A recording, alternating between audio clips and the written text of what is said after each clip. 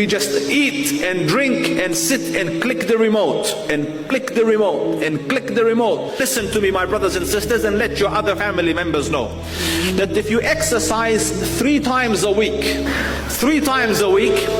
for 30 minutes, you don't need to do anything big, go to the gym and things like that. If you can, walillahi alhamd. But if you walk very fast, not even run, if you walk very fast for 30 minutes 3 times a day, it changes the curve of depression and reduces it immensely.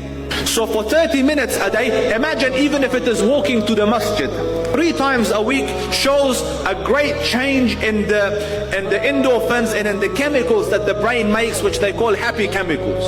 We are all very inactive. That's why everyone is getting out of shape. We just eat and drink and sit and click the remote and click the remote and click the remote. That's all that's happening. The body is designed for physical work, so you need to do it.